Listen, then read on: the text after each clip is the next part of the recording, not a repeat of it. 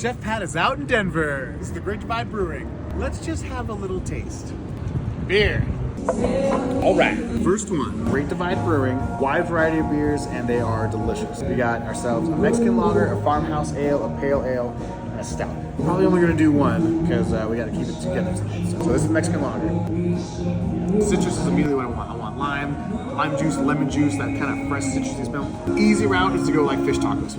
Obviously, that's like easy pairing. It's like, that's a way out. Like a touch of skunkiness to it. That always, I feel, pairs well with a little bit of spice. So right now we're kind of citrus and spice. Something sort of like a ceviche. So like a really spicy ceviche. A ton of cilantro, tons of garlic. Yeah, if we did like a Thai, Mexican kind of fusion mashup of ceviche, Thai ingredients, and do a Mexican preparation of ceviche, pair with some wonton chips with this, hey, we might be onto something. Up next, we have the Colette. This is a farmhouse ale. Unfiltered, it's a little more opaque. This is already a lot more fruity. Right off the nose, I want cheese. I'm thinking cheese and crackers. Not just like cheddar and Ritz. I'm talking like real cheese. Maybe some baked brie with some honey on it. Maybe some Gouda. Maybe something smoked, something smoky might go with this because it's got a real fruity nose. Salty, smoky, really pairs with that kind of sweetness. No way, maybe something even like a little stinky. Maybe some blue cheese with this. Like poached pears, some blue cheese and some honey on top of this. A little sweet, a little bitter. So I think that would be paired good. So that'd be like a great appetite, especially in the summer on like a warm day. Sitting outside on like a hot deck, man, as a little snack. Watching the sun go down, watching your kids play, watching your dogs bang. Here's that. Anyway, moving on to the Denver Pale Ale. Anytime you go to a festival and see Great Divide, you'll always see the Denver Pale Ale. It's a great beer.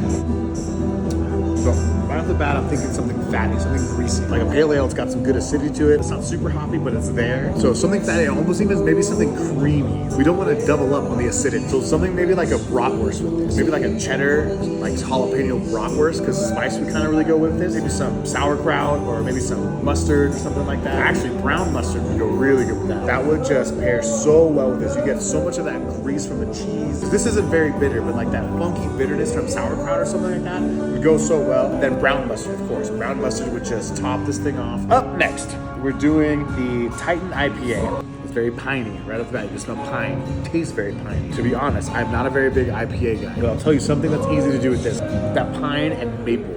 Maple would go so good with this because it's piney, it's bitter. You want to kind of balance that with a little bit of sweet.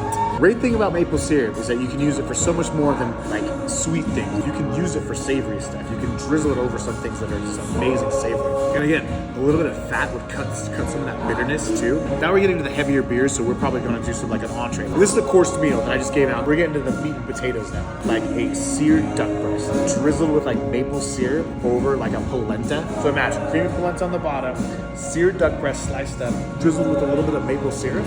Yeah, so you drizzle a little bit of maple syrup on top of that, and then maybe you just give it like an acidic bite to it. You know, so you sprinkle with like, so you garnish it with a little like baby arugula, like baby cilantro, just that really tart little like citrus bite. I tell you, that would pair perfect with this. Eat that down, and as soon as that last little piece, not the whole bite, get it down in there, throw it, shove it down your gullet, like a fucking pelican, and then save that last little teeny like scrape of crumb, and then just wash it down. So that's how you taste food with alcohol. And if you did what I just said, whatever I just said, pair with that, you're gonna make someone very happy. So now we're on to our last one. So we've had our ceviche, a little bit of pear, a little bit of fruit, a little blue cheese, a little honey, seared duck breast, a little maple drizzle. We got polenta, creamy polenta, a little micro arugula. Now we're on to the dessert. We have a peanut butter stout, the peanut butter Yeti. Pretty strong beer. I think it goes like 9.5%. Stupid for a beer. Ridiculous. We're not going crazy tonight. And I'll be honest with you, I am very bad at desserts.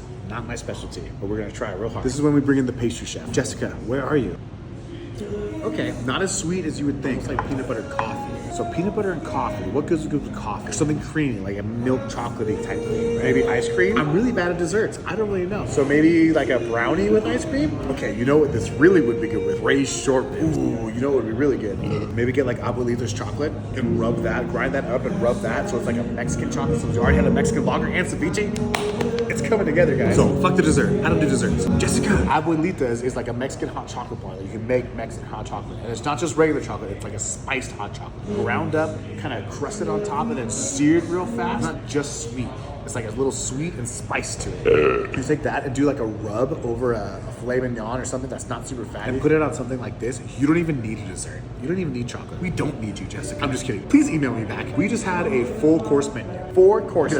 A full 4-course meal. We even had an attempt at a dessert. But if you're smart like me, you find someone who's much better at it than I am. Or than you are, I should say. Because I can't bake. I think that's it. We made our menu. I think that's it for the night.